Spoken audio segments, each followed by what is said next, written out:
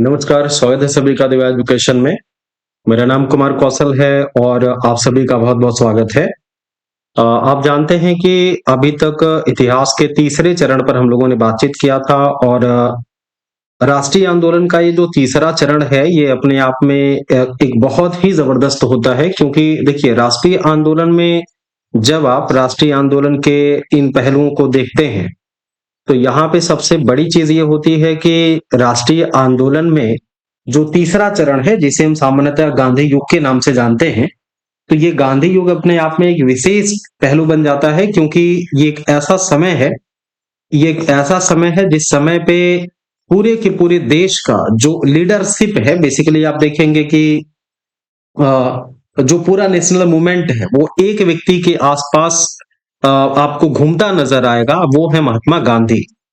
एक व्यक्ति के आसपास पूरा का पूरा जो सिस्टम है, पूरा का पूरा राजनीतिक तंत्र है, वो राजनीतिक तंत्र एक व्यक्ति के सामने, एक व्यक्ति के आसपास घूमता नजर आएगा और वो है गांधी जी। तो गांधी के द्वारा जिस समय देश का नेतृत्व किया गया, वो पूरा का पूरा नेतृत्व आप जानते हैं कि एक ऐसे दौर और एक ऐसे व्यवस्थाओं से होकर के गुजरा था, जिन व्यवस्थाओं और जिन दौर के बीच में पूरा का पूरा जो राष्ट्रीय आंदोलन है वो इसी गांधी के ही पक्ष में, या यूं कहें कि गांधी के पूरे नेतृत्व में ही चलता रहा। तो अभी तक हमने ये जान लिया है कि गांधी का जो साउथ अफ्रीका का अ, वो रहा है, साउथ अफ्रीका में गांधी ने जैसे अपना साम्राज्य, और बल्कि ये कह सकते हैं कि ब्रिटिश साम्राज्य के विरुद्ध जाकर के गांधी ने साउथ अफ्रीका में जिस तरह से मूवमेंट चलाए हैं, उस तरह से भारत में भी वो जब वापस आते हैं, हमने आपको पीछे बताया था कि वापस आने के बाद गांधी के सामने एक सबसे बड़ी चुनौती ये थी कि वो भारतीय राजनीति में अपने आप को कितने अच्छे से इंट्रोड्यूस कर पाते हैं और कितने समय तक वो इसमें शामिल कर पाते हैं, एक चुनौती रहती है। तो आते ही गांधी सबसे पहले मुलाकात करते हैं गोखले से, जो गोखले जो उनके राजनीतिक गुरु रहे हैं। तो सबसे पहले उन्होंने गोखले से मुलाकात की और गोखले से मुलाकात करने के बाद उन्होंने ये पाया कि पहले तो हमें भारत की राजनीति और भारत की समस्याओं के बारे में जानने की जरूरत है। और इस तरह से गांधी जी को ये सुझाव दिया गया था तिलक जी के द्वारा, सॉरी गोखले जी के द्वारा, कि आप सबसे पहले इस देश का खूब व्यापक भ्रमण करिए। 1 साल तो मिनिमम उन्होंने कहा था कि 1 साल तक आपको इस देश में कुछ भी बोलने की जरूरत नहीं है, कहीं भी आप कोई शब्द नहीं बोलेंगे। मतलब ये कह सकते हैं ना कि आंख कान खुले और मुंह बंद, इस टाइप का इनका बताया गया था कि आंख कान खोल करके और मुख बंद करके आपको क्या करना है, पूरे देश का भ्रमण करना है। तो गांधी इस देश का भ्रमण कर रहे थे और इस दौरान जब गांधी इस देश का भ्रमण कर रहे थे तो इनको 3 ऐसे मूवमेंट नेतृत्व करने का अवसर मिला। 3 ऐसे मूवमेंट का नेतृत्व करने का अवसर मिला जो इनके जीवन में बहुत ज्यादा महत्व रखते हैं। सबसे पहला है ये चंपारण। चंपारण, तो चंपारण जो सत्याग्रह हुआ, ये चंपारण सत्याग्रह 1917 में हुआ और 1917 में गांधी इसमें शामिल होते हैं। दूसरा जो है वो है अहमदाबाद, जो मिल मजदूर आंदोलन है गुजरात में। अहमदाबाद अहमदाबाद मिल मजदूर आंदोलन जो हुआ, ये 1918 में नेक्स्ट अगले ही वर्ष हुआ। तो यहां पर गांधी को नेतृत्व करने का मौका मिला। और उसके बाद गांधी जो है वो खेड़ा सत्याग्रह में शामिल होते हैं। खेड़ा सत्याग्रह, तो खेड़ा सत्याग्रह भी 1918 में है। 1918 में खेड़ा सत्याग्रह है। तो ये 3 ऐसे मूवमेंट हैं जिन मूवमेंट ने गांधी को नेशनल लेवल पर, मतलब भारत में राष्ट्रीय लेवल का नेता घोषित कर दिया। और बहुत कम समय में गांधी मात्र 2 साल, 1 साल इनको लगे थे अपने आप को भारत की राजनीति में इंट्रोड्यूस करने में। और उसके बाद अगले ही वर्ष अगले ही वर्ष गांधी जो है वो पूरे के पूरे जो सिस्टम है इनका गांधी का, वो राजनीतिक तौर पर सक्रिय हो उठता है और गांधी एक राष्ट्रव्यापी आंदोलन के अगुआ बन जाते हैं। देखते ही देखते गांधी का इतना जबरदस्त जनाधार बढ़ता है कि इस जनाधार को अब भुनाने के लिए गांधी ये समझ चुके थे कि अगर हम इस जनाधार को भुनाने में कामयाब रह गए तो देश के लिए कुछ अलग और इतर करने का मौका उन्हें प्राप्त हो सकता है। तो इस तरह से गांधी जी अपने पूरे पूरे राजनीतिक करियर की यहाँ पे शुरुआत करते हैं। हालांकि गांधी को गांधी भारत ने नहीं बनाया है। गांधी भारत ने नहीं बनाया है, बल्कि ये साउथ अफ्रीका में उनका जो राजनीतिक संघर्ष रहा, तो उस राजनीतिक संघर्ष के वशीभूत ही ये भारत में इनको कुछ चीजें अचीव हो पाती हैं। तो ये दोनों अपने आप में दो अलग बातें हैं कि गांधी को गांधी भारत ने नहीं, गांधी को गांधी साउथ अफ्रीका ने बनाया था। तो यहाँ एक चीज ध्यान रखेंगे कि ये अब चंपारण आंदोलन पर हम डिस्कस करेंगे, एक एक आंदोलन पर चर्चा करेंगे कि गांधी के द्वारा भारत की राजनीति में शुरुआती तौर पर क्या क्या मूवमेंट किया गया है। तो चंपारण गांधी के द्वारा प्रयोग किया गया पहला सबसे बड़ा प्रयोग माना जाता है भारत में। 1917 में बिहार के चंपारण में, ये चंपारण है कहां पे, तो बिहार में है, ये चंपारण बिहार में है। बिहार, चंपारण है बिहार में।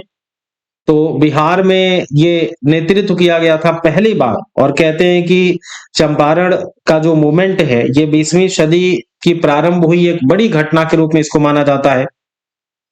अब यहाँ कारण क्या है, पहले चंपारण की स्थिति को समझ लीजिए कि चंपारण में स्थिति क्या है, गांधी कैसे यहाँ पे जाते हैं। तो आप बल्कि एक अलग से हेडिंग ही बना लीजिए, चंपारण सत्याग्रह करके एक अलग से हेडिंग आप बना लीजिए, चंपारण सत्याग्रह, चंपारण सत्याग्रह,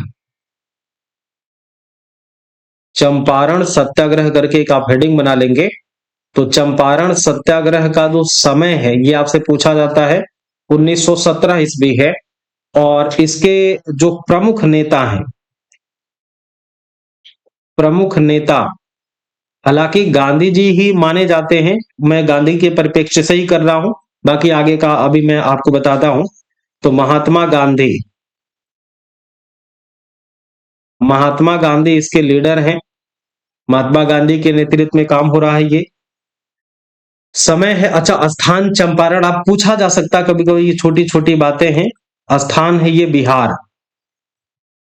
चंपारण जो है ये बिहार में है।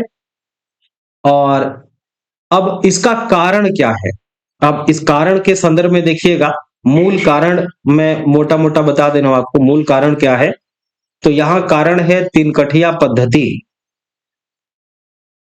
आंदोलन का कारण क्या है, तीन कठिया, तीन कठिया पद्धति, तीन कठिया पद्धति ही इसका मूल कारण है, और इसी के विरोध में ये मूवमेंट चलाया गया है। दरअसल अगर आप तीन कठिया पद्धति और इस चीज को आराम से समझ पाते हैं तो आपको ये लगेगा कि चंपारण सत्याग्रह का कारण क्या बना। अब पूरी कहानी को आप ध्यान से सुनिएगा। सबसे पहली बात यह है कि जब गांधी जी भारत में आए तो गांधी को भारत में एक साल तक भ्रमण करने का, कम से कम मिनिमम एक साल तक ये बताया गया था कि आप कम से कम एक साल तक इस देश का भ्रमण करिए। और भ्रमण करने के दौरान आप यहाँ पर ये देखिए कि लोगों की समस्याएं कहाँ है क्या।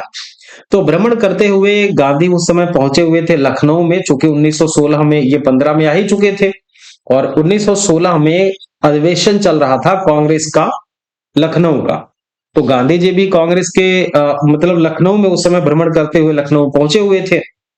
तो गांधी जी उस समय जब लखनऊ में थे तो वहीं पर राजकुमार शुक्ला नाम के एक चंपारण के किसान हैं, किसान जमींदार कह सकते हैं, ये गांधी जी से लखनऊ में मुलाकात करते हैं और उनसे इन्होंने आग्रह किया था कि आप आइए और चंपारण में आप नेतृत्व करिए, चंपारण के लोगों को जरूरत है।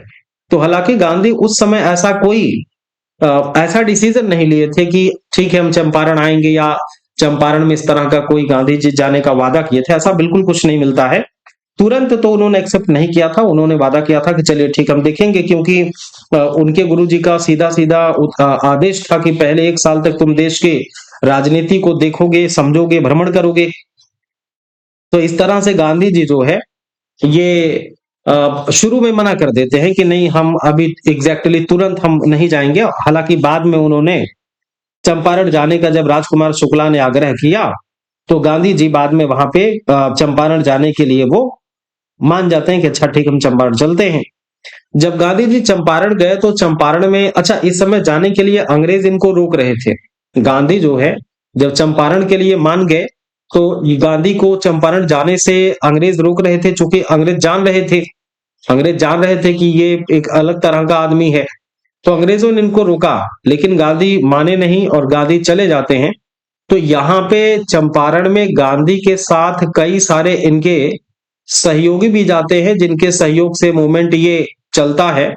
तो यहाँ पे एक तो बिहार में जाने के बाद इन्हें कई सारे उस समय के जो लीडर हैं वो मिल जाते हैं। एक जो राजेंद्र प्रसाद हैं, आपने नाम सुना होगा, राजेंद्र प्रसाद। तो राजेंद्र प्रसाद वहां पे गांधी जी से मुलाकात करते हैं और इस मूवमेंट में इनके साथ आ जाते हैं। एक है जेबी कृपलानी, जेबी कृपलानी, जेबी कृपलानी। ये ऐसे लोग हैं जो गांधी के साथ अभी जुड़ेंगे और ये लगभग मुझे लगता है कि पूरे जीवन ये लोग गांधी के नेतृत्व में ही साथ रहे। एक है महादेव देसाई, महादेव देसाई। तो महादेव देसाई भी इसमें गांधी जी के सहयोगी रहे। एक नाम है महजरू मजरू मजहरुल हक, मजहरुल हक। ये भी इनके वहां पे सहायक रहे। नरहरि पारिक, नरहरि पारिक, नरहरि पारिक भी इनके सहयोगी रहे। और एक है ब्रज किशोर, ब्रज किशोर। तो ये तमाम लोग हैं जो लोग गांधी के सहयोगी के रूप में रहते हैं। और जब गांधी जी वहां पर पहुंचते हैं तो उन्होंने तिनकठिया पद्धति के बारे में समझा, जाना, और जानने के बाद गांधी जी ने उस पूरे के पूरे व्यवस्था का, पूरे के पूरे मूवमेंट को समझने में इन्हें देर ना लगी और ये समझ चुके थे कि यहाँ की मूल समस्याएं क्या हैं। और गांधी जी ने जब उसका लीडरशिप किया तो गांधी जी असहयोग आंदोलन, मतलब ये कह सकते हैं कि सत्याग्रह, भारत में पहली बार सत्याग्रह का प्रयोग गांधी जी ने कहीं किया है तो वो यहीं चंपारण में ही इनके द्वारा किया गया। चंपारण में ही इनके द्वारा पहली बार सत्याग्रह का प्रयोग किया गया। अगर भारत में कहीं भी सत्याग्रह का प्रयोग किया गया गांधी जी के द्वारा तो इसी चंपारण में ही किया गया। चंपारण के इस आंदोलन से अंग्रेज बहुत जल्दी ही समझ चुके थे कि गांधी का जो सिस्टम है, गांधी का जो तरीका है, उस तरीके से निपट पाना मुश्किल होगा। तो अंग्रेजों ने इनके बात को मानते हुए, इनके मूवमेंट का कदर करते हुए अंग्रेजों ने गांधी से कहा कि ठीक है, हम इसकी जांच करने के लिए, इसकी जांच करने के लिए हम एक ऐसे समिति का निर्माण करेंगे, मतलब एक ऐसी कमेटी बनाएंगे जो तिनकठिया पद्धति की जांच करेगी। तो गांधी जी इस बात से सहमत हो गए कि हाँ ठीक है। सरकार ने जांच करने के लिए कमेटी बनाया जिसमें गांधी जी को भी एक सदस्य के रूप में नियुक्त किया गया था। अब गांधी जी आयोग को ये समझाने में पूरी तरह से सफल हो गए थे कि तिनकठिया पद्धति जो है वो किसानों के शोषण का कारण है और उससे अंग्रेज निलहे अवैध रूप से धन वसूलते हैं। तो इसलिए तिनकठिया पद्धति जैसी व्यवस्था को खत्म करके और उन नील व्यापारियों के ऊपर कम से कम 25% की राशि वापस करने के लिए जो उन्होंने भारतीयों से लिए हुए हैं, उसको लेकर के कम से कम 25% राशि वापस करने के लिए बात किया जाए। अब अंग्रेजों को हालांकि पहले ये वापस करने की बात को लेकर के लोग माने नहीं, बाद में अंग्रेजों ने गांधी जी के इस सुझाव को स्वीकार कर लिया और गांधी जी के द्वारा ये जो पहला सत्याग्रह भारत में प्रयोग किया गया था, ये सत्याग्रह सफल रहा है। हालांकि एनजी रंगा एक हुआ करते थे, महात्मा गांधी के चंपारण सत्याग्रह का विरोध किए थे, लेकिन इसी दौरान, इसी चंपारण आंदोलन के दौरान ही, सत्याग्रह के दौरान ही रविन्द्रनाथ टैगोर को भारत में एक ऐसे उभरते हुए संत लीडर का एहसास हो गया था जो अपने एक अलग तरीके का प्रयोग करके भारत में राजनीति को एक अलग स्वरूप और एक अलग चरमोत्कर्ष पर ले जाएगा। तो इसलिए गांधी जी को महात्मा की उपाधि इसी चंपारण सत्याग्रह के दौरान ही रविन्द्रनाथ टैगोर के द्वारा दिया गया था। तो अंततः ये गांधी के द्वारा किया गया भारत का जो पहला सत्याग्रह है, वो पहला सत्याग्रह सफल रहा। और इसकी सफलता का मेन कारण यही था कि गांधी जी ने इस पूरे के पूरे मामले को ठीक ढंग से समझ लिया था, और समझने के बाद ही उन्होंने अपने पूरे के पूरे सत्याग्रहियों को इसमें शामिल करने की कोशिश की थी। ठीक है।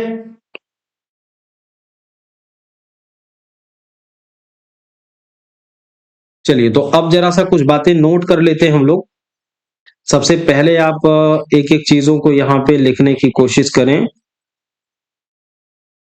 पहले आप लिखेंगे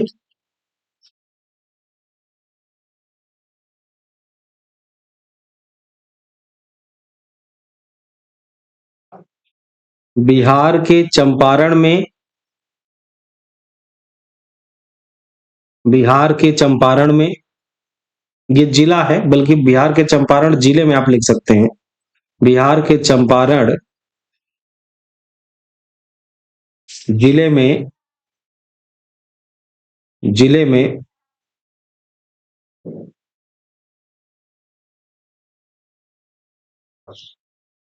अंग्रेज नील व्यापारी, अंग्रेज नील व्यापारी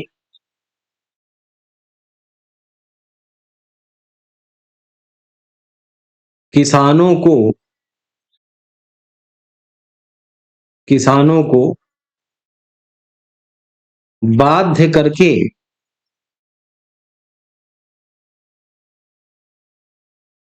नील की खेती कराते थे,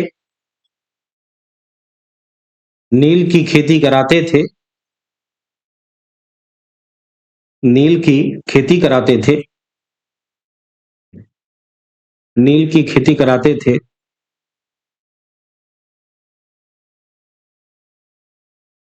जिसमें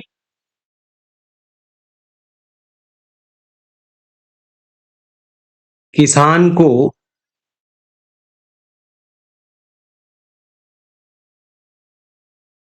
अपनी भूमि के 3/20 भाग पर, 3/20 भाग पर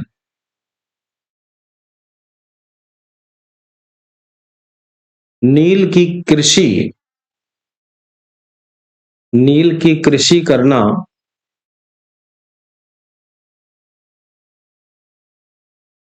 अनिवार्य एवं बाध्य था, अनिवार्य एवं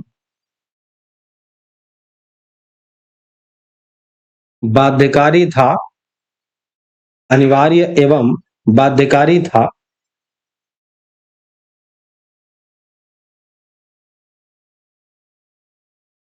इसे,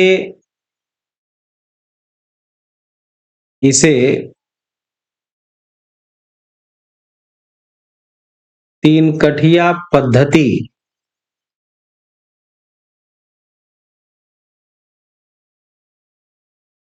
कहते थे।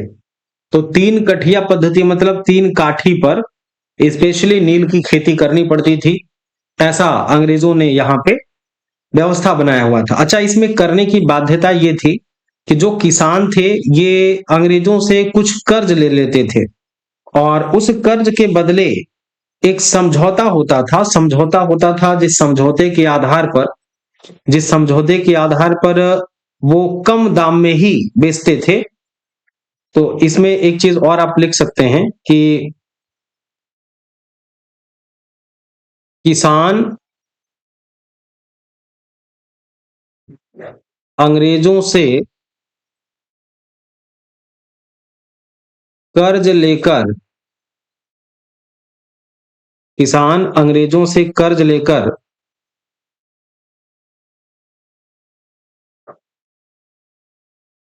नील की कृषि करते थे, नील की कृषि करते थे, जिससे उन्हें अपनी फसल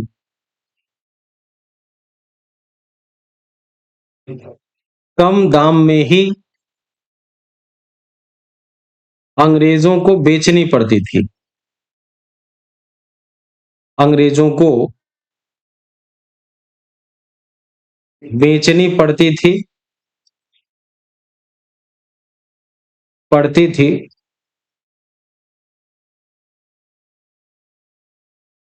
अतः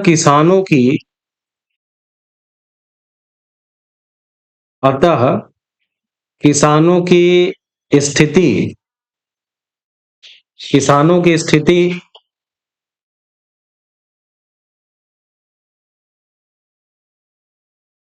आर्थिक विपन्नता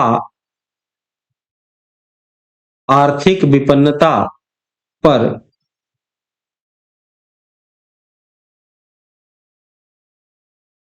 पहुंच गई थी।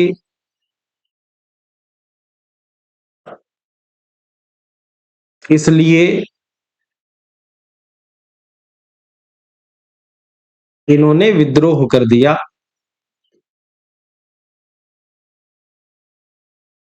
इसलिए इन्होंने विद्रोह कर दिया। इसलिए इन्होंने विद्रोह कर दिया।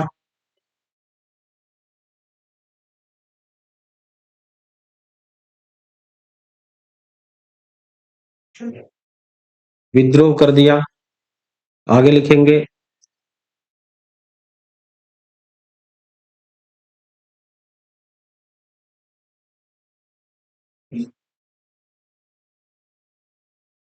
19वीं सदी में 19वीं सदी में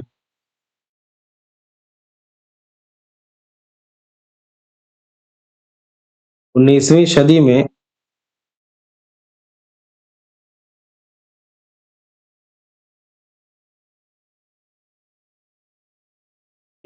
उन्नीसवीं सदी में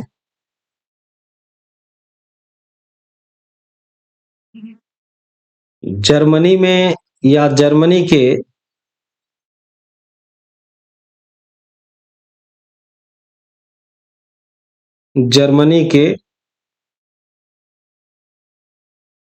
रासायनिक रंगों जर्मनी के रासायनिक रंगों ने नील के प्रयोग को नील के प्रयोग को न्यूनतम न्यूनतम कर दिया था न्यूनतम कर दिया था न्यूनतम कर दिया था। अतः नील की मांग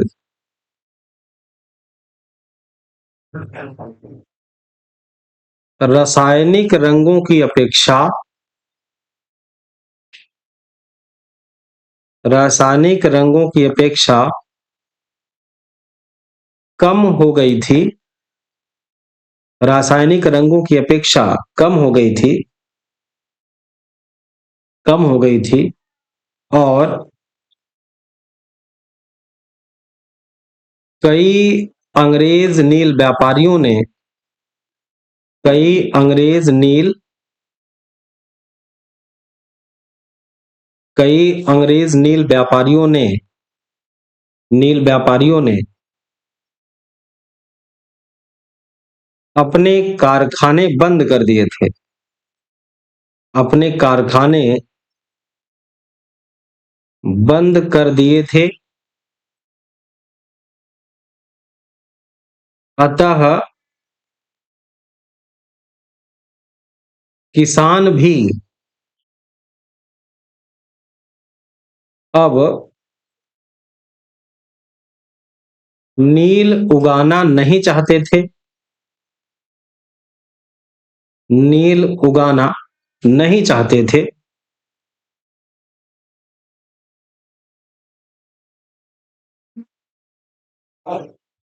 लेकिन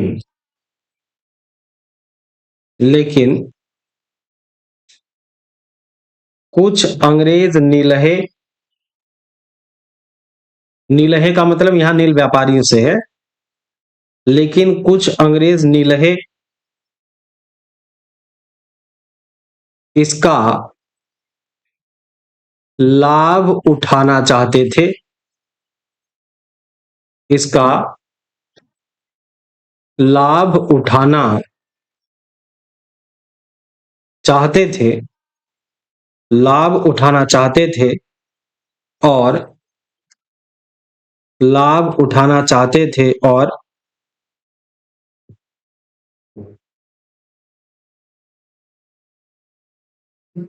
और इन्होंने इन्होंने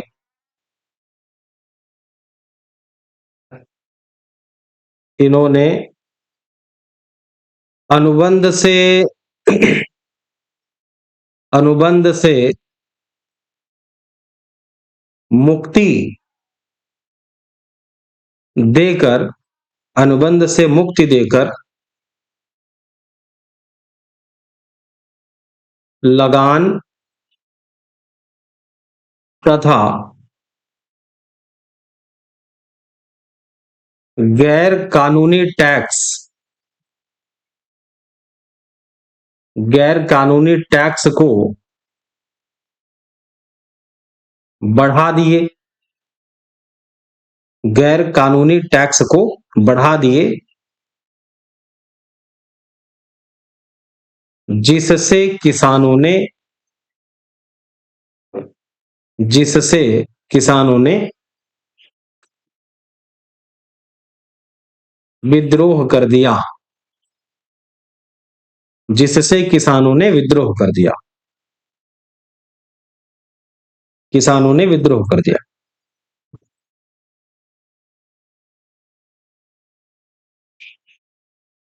किसान नेता राजकुमार शुक्ल, किसान नेता राजकुमार शुक्ल ने राजकुमार शुक्ल ने 1917 में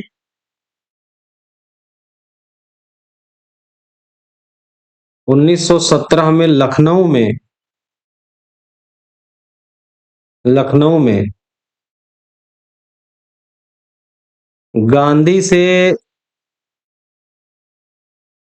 गांधी से मुलाकात करके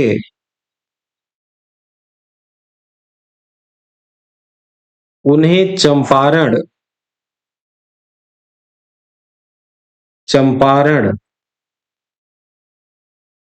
आने का आग्रह किया, उन्हें चंपारण आने का आग्रह किया, चंपारण आने का आग्रह किया,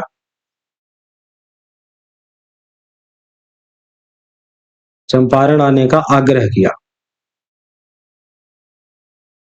आगे लिखे हैं,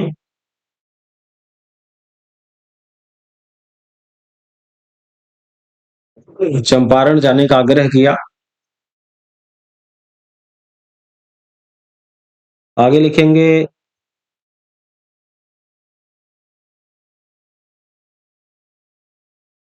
चंपारण में चंपारण में चंपारण में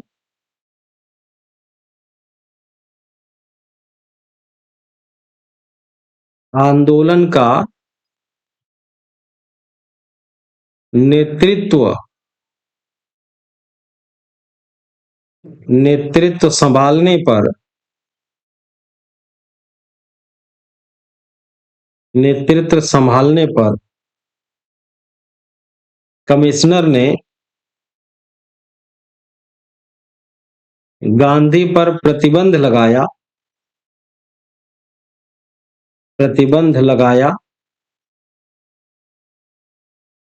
किंतु प्रतिबंध लगाया, किंतु किंतु गांधी ने सत्याग्रह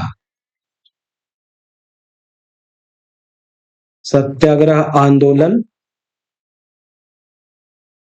छेड़ दिया। सत्याग्रह आंदोलन छेड़ दिया। सत्याग्रह आंदोलन छेड़ दिया, जिसमें इनके कई सहयोगी बने, जिसमें इनके कई सहयोगी रहे।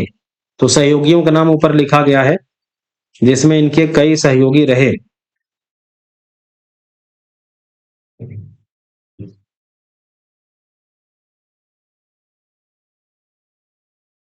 गांधी के दबाव में गांधी के दबाव में अंग्रेजों ने अंग्रेजों ने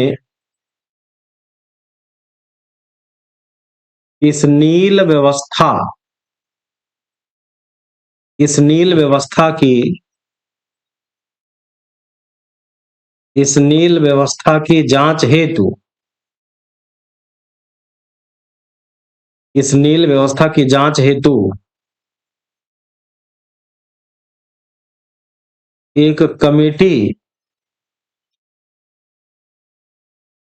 गठित किया, जिसमें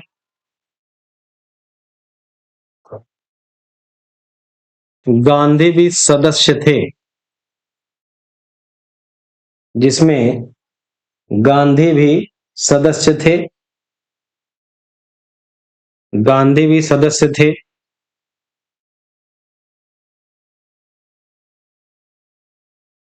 गांधी भी सदस्य थे।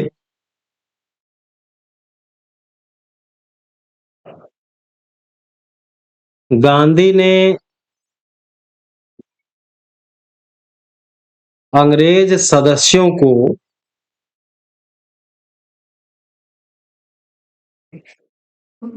यह समझाया कि अंग्रेज सदस्यों को यह समझाया कि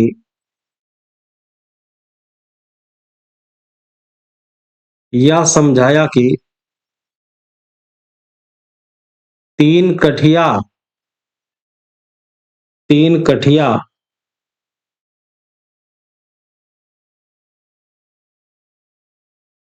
अवैध धन वसूली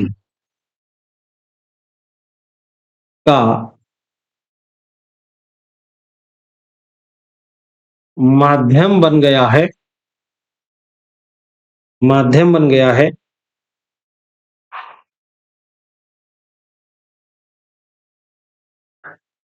अतः इसे समाप्त कर किसानों को हर्जाना या क्षतिपूर्ति मिलनी चाहिए। क्षतिपूर्ति मिलनी चाहिए। क्षतिपूर्ति मिलनी चाहिए।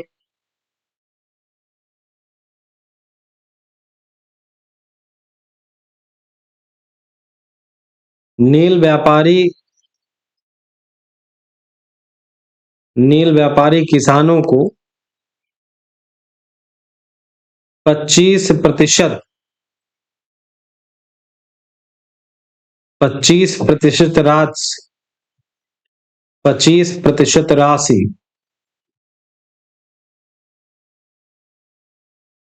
वापस करने पर वापस करने पर सहमत हुए। वापस करने पर सहमत हुए। सहमत हुए।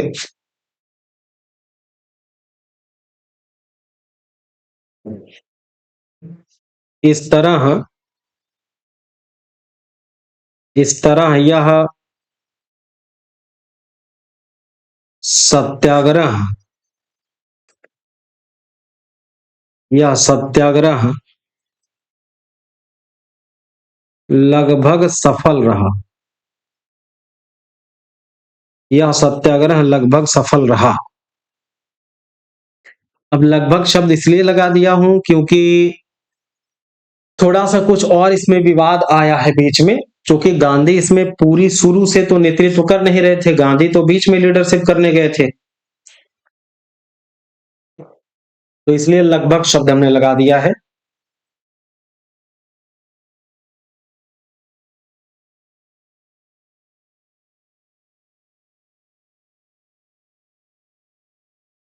हम्म। अब कुछ छोटे छोटे तथ्य हैं जिनको यहां पे हम नोट कर लेंगे। कुछ छोटे छोटे तथ्य हैं जिनको नोट कर लेंगे हम। पहला चीज,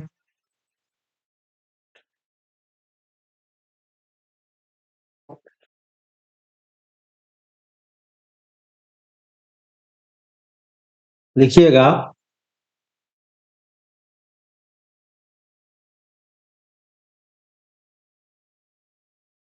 चंपारण की घटना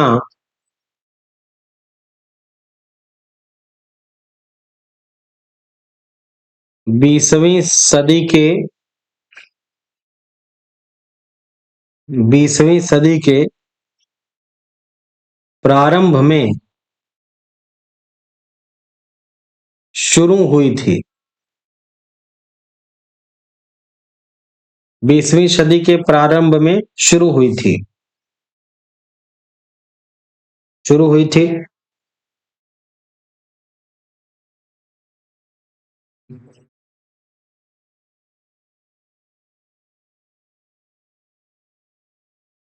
चंपारण में गांधी द्वारा भारत में पहला पहला प्रयोग किया सत्याग्रह था। प्रयोग किया गया सत्याग्रह था। सत्याग्रह था। चंपारण में गांधी द्वारा भारत में पहला प्रयोग किया गया सत्याग्रह था। मतलब इसको और लूज करके कहें तो गांधी के द्वारा पहली बार भारत में चंपारण में सत्याग्रह का प्रयोग किया गया। पहली बार यहां पे सत्याग्रह का प्रयोग होता है।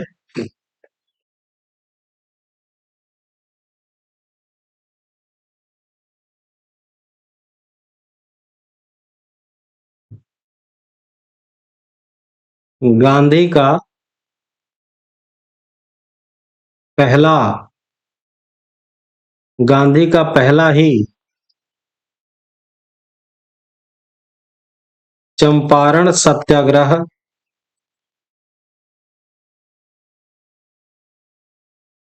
सफल रहा,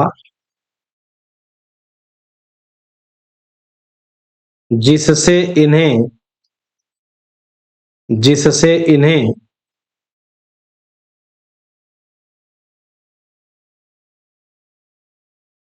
राष्ट्रीय नेता के रूप में ख्याति मिली। जिससे इन्हें राष्ट्रीय नेता के रूप में ख्याति मिली।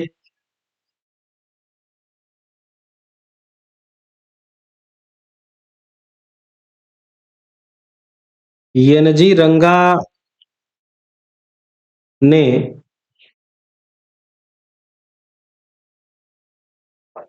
गांधी के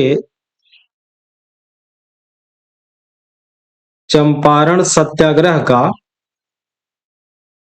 चंपारण सत्याग्रह का विरोध किया। चंपारण सत्याग्रह का विरोध किया।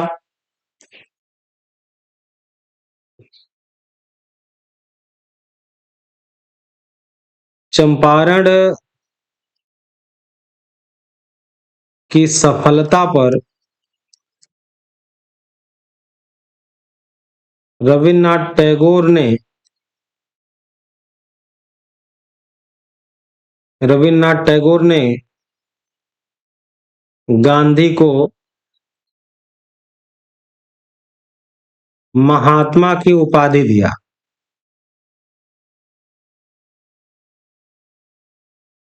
महात्मा की उपाधि दी, हालांकि उपाधि पहले ही दे चुके थे, लेकिन ये मतलब नामित होता है इसी चंपारण सत्याग्रह के दौरान कि ये महात्मा हैं। जिस तरफ ये चलते हैं उस तरफ हुजूम चल पड़ता है, उस तरफ भीड़ चल पड़ता है। दरअसल सत्याग्रह को लेकर के एक खास आपसे प्रश्न पूछा गया था कि सत्याग्रह जो है वो क्या और किस तरह से सत्याग्रह को हम समझेंगे। तो गांधी के सत्याग्रह के विषय में एक बातें हैं जिसे आप विशेष तथ्य करके नोट कर लेंगे। विशेष तथ्य, क्योंकि ये तथ्य कथन कारण में आपसे पूछे जा सकते हैं और एक आध बार शायद ये प्रश्न पूछा भी जा चुका है आपसे। तो गांधी जी के सत्याग्रह के बारे में मतलब क्या बातें सही हो सकती हैं, क्या बातें गलत हो सकती हैं, यह एक समझने की जरूरत है। दरअसल गांधी का जो सत्याग्रह है, गांधी का जो सत्याग्रह है, गांधी सत्याग्रह के बारे में कहते थे कि सत्याग्रह और असहयोग गरजने वाले और डींग मारने वालों के अस्त्र नहीं है, यह तो आपकी ईमानदारी की कसौटी है। सत्याग्रह एक प्रतिकार की पद्धति नहीं है, एक विशिष्ट जीवन पद्धति है जिसके मूल में अहिंसा, सत्य, अपरिग्रह, अस्तेय, निर्भयता, ब्रह्मचर्य, सर्वधर्म, समभाव की भावना, एकादश व्रत, ये सब इसमें शामिल है। लेकिन कुछ आलोचनात्मक रूप से गांधी जी ने के जो राजनीतिक यथार्थ बोध हैं उनके नैतिक आदर्शों पर भारी पड़ा और उनके दावे के उलट उनके सत्याग्रह हमेशा शुद्ध रूप से आध्यात्मिक प्रकृति के नहीं रहे। संवैधानिक प्रकरण में जब वो अवज्ञा का कोई अच्छा परिणाम नहीं मिला तो समाज के विरोधी तत्वों के द्वारा सत्याग्रह के नाम पर विरोध करते थे, वो सरकारी विरोध करने लगे। आर्थर मोर ने इसे मानसिक पीड़ा कह करके इसकी आलोचना की है कि गांधी जी के द्वारा मानसिक पीड़ा की जा रही है।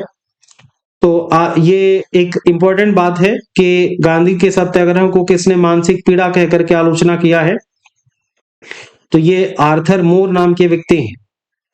इसे राजनीतिक या ये कह सकते हैं कि सत्याग्रह आलोचकों के द्वारा ये भी कहा गया कि सत्याग्रह के रूप में उपवास को आतंकवाद और राजनीतिक दबाव की संज्ञा भी दी जाती है। कुछ आलोचकों ने इसको ये भी कहा कि गांधी जी ने स्वयं भी कहा था कि सत्याग्रह बड़ा भयानक शत्रु है, ये बड़ा भयानक शस्त्र है, इसका प्रयोग बड़ी सावधानी पूर्वक करना चाहिए।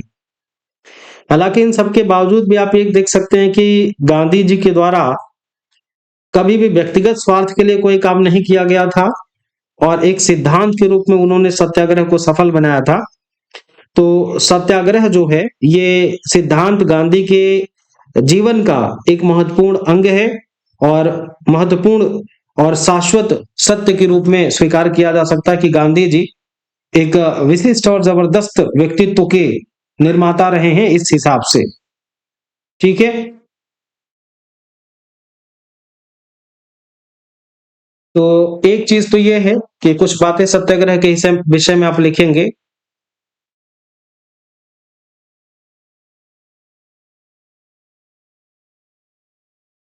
सत्याग्रह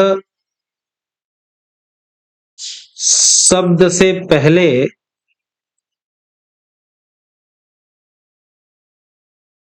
गांधी को दक्षिण दक्षिण अफ्रीका में दक्षिण अफ्रीका में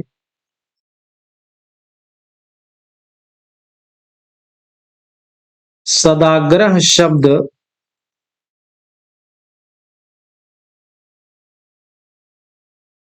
के प्रयोग का के प्रयोग का सुझाव दिया गया था, लेकिन गांधी जी ने सत्याग्रह शब्द ही चुना। चुना का मतलब इन्होंने सत्य, वो सदा धन आग्रह करके बनाया गया था ना, ये शब्द जो आप देखेंगे तो इसमें दो शब्द हैं, सदा धन आग्रह, ये ऐसे बनेगा। और सत्याग्रह जो है वो सत धन या धन आग्रह, अर्थात यहां सत्य के साथ आग्रह है, सत्य के साथ आग्रह है। तो गांधी जी ने सत्याग्रह शब्द का प्रयोग किया, सत्याग्रह शब्द का। तो गांधी जी के द्वारा सत्याग्रह का प्रयोग सबसे पहली बार साउथ अफ्रीका में किया गया था। दक्षिण अफ्रीका में गांधी द्वारा पहली बार सत्याग्रह का प्रयोग किया गया, प्रयोग किया गया। नेक्स्ट पॉइंट है,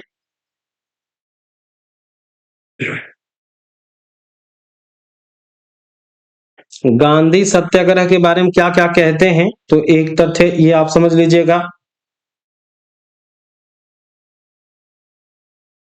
गांधी कहते हैं कि सत्याग्रह जो है, सत्याग्रह सत्याग्रह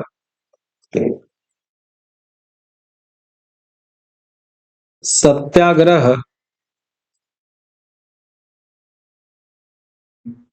बड़ा भयानक शस्त्र है। सत्याग्रह बड़ा भयानक शस्त्र है।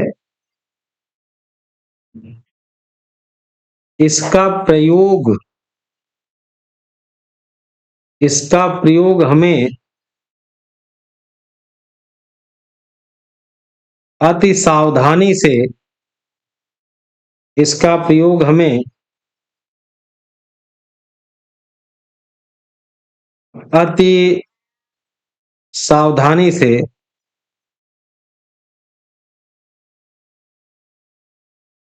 करना चाहिए, अति सावधानी से करना चाहिए। दूसरा गांधी का ही एक वचन है इसी सत्याग्रह को लेकर के। गांधी सत्याग्रह को परिभाषित करने के लिए और बातें भी कहते हैं। क्या कह रहे हैं? गांधी कह रहे हैं कि सत्याग्रह सत्याग्रह और असहयोग, सत्याग्रह और असहयोग, असहयोग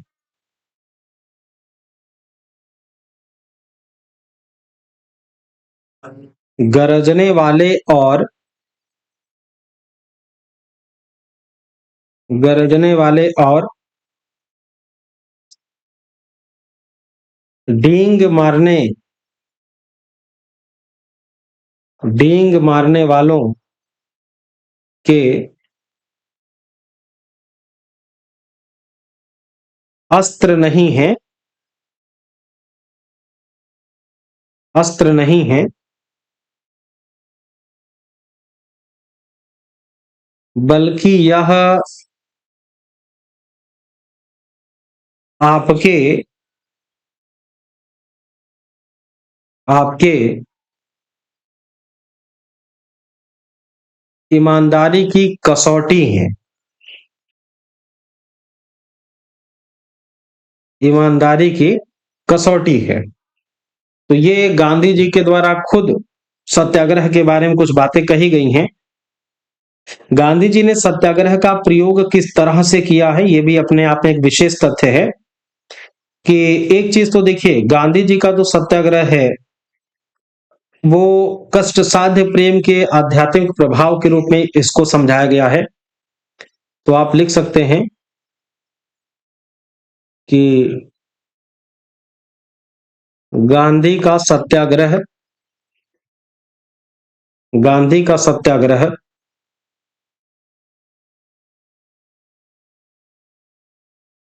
एक मिनट, एक मिनट रुकिएगा जरा। गांधी ने गांधी ने सत्याग्रह के गांधी ने सत्याग्रह के प्रभाव को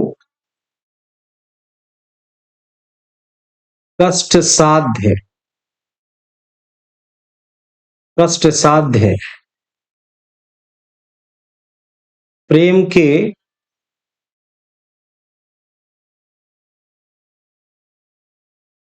प्रेम के आध्यात्मिक प्रभाव के रूप में समझाया है। एक बात हो गई।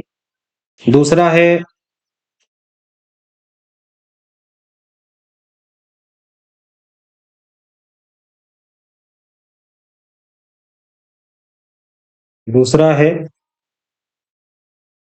गांधी के लिए सत्याग्रह का उद्देश्य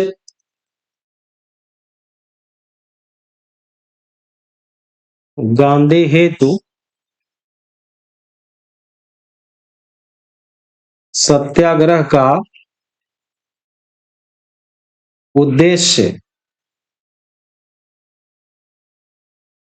उद्देश्य पूर्वाग्रह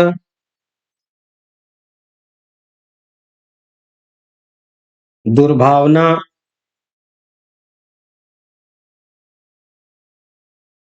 दंभ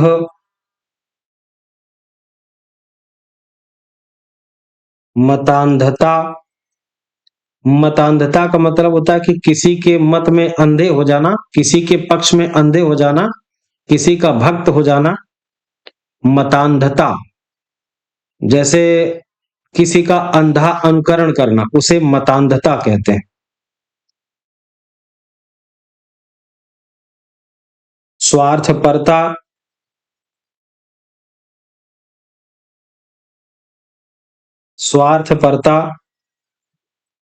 की स्वार्थपरता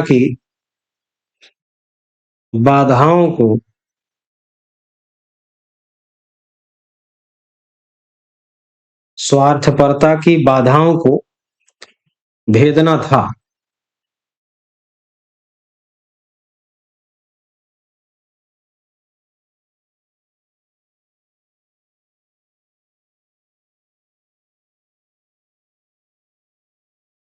तीसरी बात लिखेंगे, गांधी का राजनीतिक यथार्थबोध गांधी का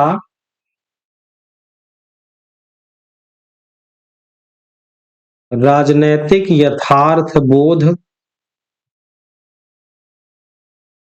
गांधी का राजनीतिक यथार्थबोध उनके नैतिक आदर्शों पर उनके नैतिक आदर्शों पर भारी पड़ा नैतिक आदर्शों पर भारी पड़ा और इसके दावे के विपरीत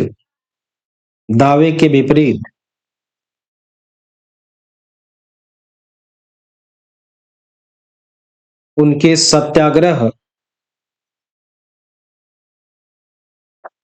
हमेशा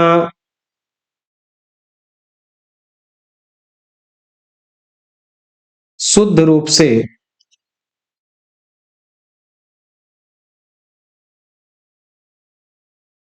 आध्यात्मिक प्रकृति के नहीं रहे, प्रकृति के नहीं रहे प्रकृति के नहीं रहे, बल्कि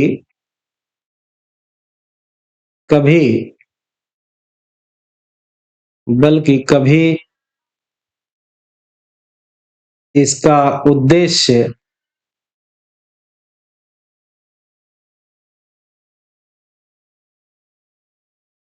सरकारी तंत्र का विरोध भी रहा। सरकारी तंत्र का विरोध भी रहा।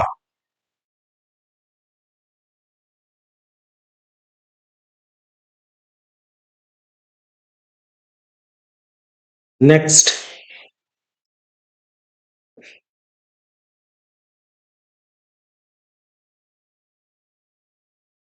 लिखिएगा,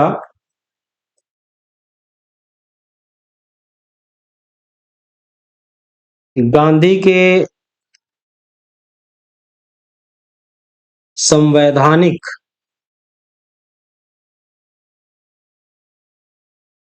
गांधी के संवैधानिक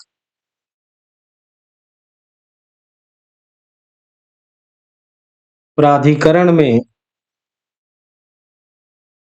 संवैधानिक प्राधिकरण में अवज्ञा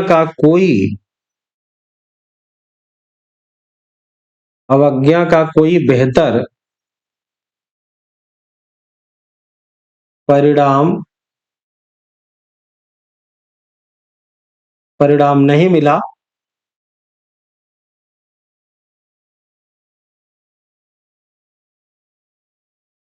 नहीं मिला। नहीं मिला।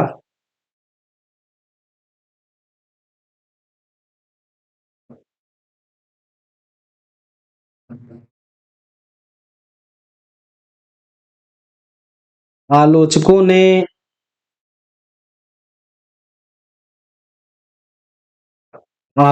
ने गांधी के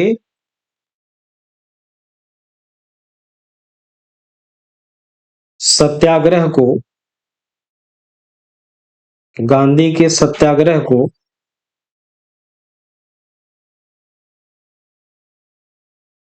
सत्याग्रह को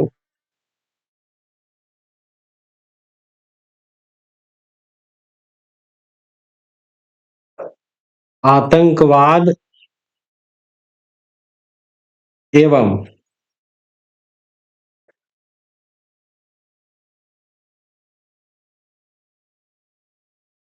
राजनीतिक दबाव की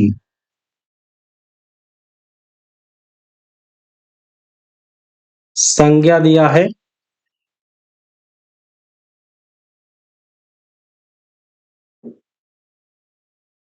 आलोचक आर्थर मोर ने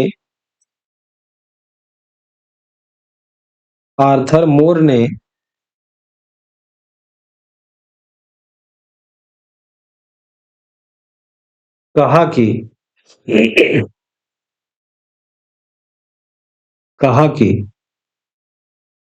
गांधी का सत्याग्रह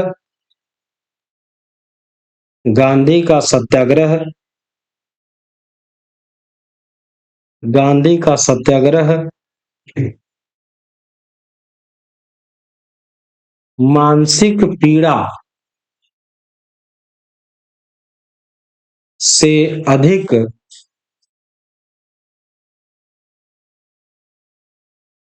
कुछ नहीं है। मानसिक पीड़ा से अधिक कुछ नहीं है। मानसिक पीड़ा से अधिक कुछ नहीं है। मानसिक पीड़ा से अधिक कुछ नहीं है।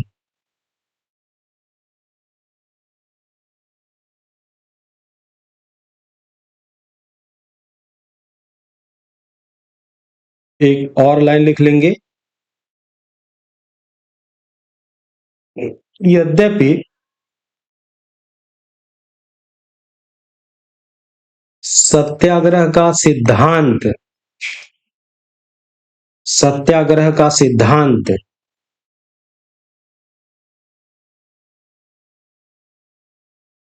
गांधी की शाश्वत देन माना जाता है। शाश्वत देन माना जाता है। तो सत्याग्रह का सिद्धांत गांधी गांधी की शाश्वत देन माना जाता है। तो ये गांधी के सत्याग्रह के विषय में बहुत जबरदस्त बातें, कई बार आपसे यहाँ से प्रश्न बनते हैं कि गांधी का जो सत्याग्रह है उसके बारे में क्या क्या बातें सही हैं, क्या बातें गलत हैं, ये सारी चीजें आपसे पूछा जाता है। ठीक है, तो उम्मीद है कि इतनी सारी बातें आप सभी को समझ में आ जाएंगी।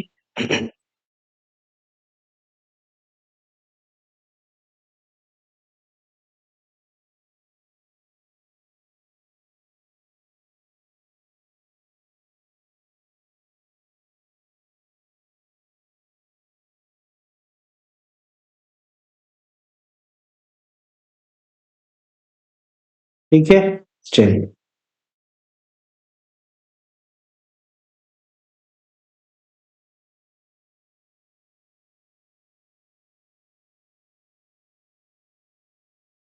तो ये सत्याग्रह हुआ चंपारण का खत्म। जरा सा मैं चेक कर लूं। देखिए, ये रिकॉर्डेड क्लास आप सभी को मिलेगी और उम्मीद है कि आप लोग इसे एंजॉय करेंगे।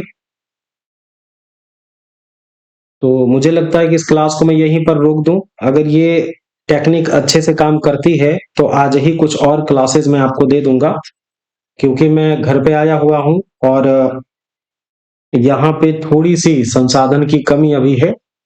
लेकिन क्लास आपकी, अगर ये वाली क्लास अच्छी रहेगी तो आप लोग मुझे व्हाट्सएप पर मैसेज करिएगा। जब तक अब रक्षाबंधन की छुट्टी पे हम घर आए हुए हैं, लेकिन क्लास इसी तरह से आपको मिलती रहेगी। क्लास की दिक्कत नहीं है। अगर ये सही रहेगा, आप आज लोग देख लीजिएगा, जैसा होगा मुझे मैसेज करिएगा व्हाट्सएप पर। तो इसी तरह से जब तक मैं घर हूँ 1 से 2 दिन, तब तक मैं इसी तरह से आपको 2-4 क्लास दे दूंगा। ठीक है, तो चलिए, ठीक है, जैसा होगा मुझे कमेंट करके जरूर बताइएगा। आज की इस क्लास में इतना ही। तब तक के लिए सभी को नमस्कार।